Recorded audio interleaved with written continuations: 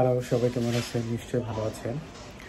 বাংলাদেশ ফুটবলের গতকাল নেপালের সাথে যে ম্যাচ এবং সেই ম্যাচ থেকে যে টিমের শিক্ষা সেটা কিন্তু আসলে অবর্ণনীয়। এই ম্যাচে বাংলাদেশ আসলে জেতা উচিত ছিল। সেখান থেকে বাংলাদেশ একদম ড্র করেন শেষ মুহূর্তে এসে। বাংলাদেশ দলের যে শুধুমাত্র হামজা নির্ভর, হামজা সমিত এবং বেশ কয়েকজন টিম প্লেয়ার যে নির্ভর সেটা কিন্তু স্পষ্টভাবে ফুটে উঠতেছে। ডিফেন্সিভ নাই, শেষ মুহূর্তে গোল খাওয়া, মাঝখানে গোল খাওয়া, সবসময় কোনো না কোনোভাবে তারা গোল খাচ্ছে এবং কোনো না কোনোভাবে তারা দেওয়ালকে ডোবাচ্ছে এবং দেশের মানুষের যে আশা ভরসার জায়গাটা তা হারিয়ে ফেলতেছে। কেন জানি মনে হচ্ছিল সামনে যে ইন্ডিয়ার ম্যাচ আছে সেই ম্যাচে আসলে বাংলাদেশ ভালো কিছু করবে না, হয় ড্র করতে পারে অথবা যা রেজাল্ট তাই হতে পারে।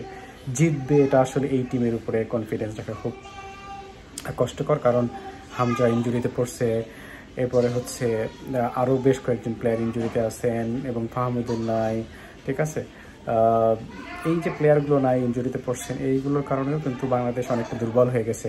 আর ডিফেন্সিভ তো সবসময় বাংলাদেশের দুর্বল, এখান থেকে তারাও কখনোই উন্নতি করতে পারতেছে না।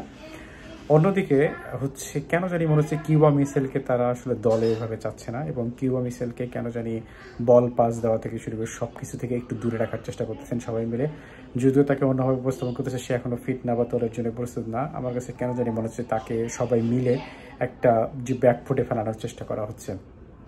যদি তাই হয় তাহলে টিমের বিষয়ে এই সিন্ডিকেটটা এখনও ভাঙা উচিত। বাংলাদেশ টিমের যে টিম ফুটবলারের টিম সিন্ডিকেট, খেলোয়াড়দের মধ্যে সিন্ডিকেট, নির্বাচকদের মধ্যে সিন্ডিকেট এবং ডিরেক্টর থেকে শুরু করে সবার মধ্যে একটা সিন্ডিকেট কাজ করে। এই সিন্ডিকেট যদি না ভাঙতে পারে বাংলাদেশের ফুটবল কোনোদিন উন্নতি করবে না এবং বাংলাদেশের ফুটবলের যে অবনতি হচ্ছে তা স্পষ্ট চোখের দিকে পড়ে।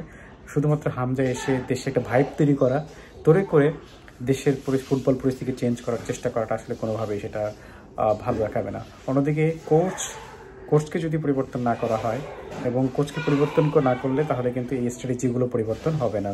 তো আমার কাছে মনে হচ্ছে আগামী ইন্ডিয়া ম্যাচে বাংলাদেশ যদি ভালো করতে হয় তাহলে ভালো একটা স্ট্র্যাটেজি প্ল্যান নিতে হবে এবং ডিফেন্সে থেকে শুরু করে ফরওয়ার্ডে ভালো প্লেয়ারদেরকে আবার নতুন করে ট্রাই করা দরকার এবং তাদেরকে আরও যাতে স্ট্রংভাবে খেলতে পারে, শেষে প্রথমে মাঝখানে যেন গোল না খায় সেই বিষয়গুলো তাদেরকে কনফার্ম করতে হবে, তাহলেই তারা ভালো করতে পারবে।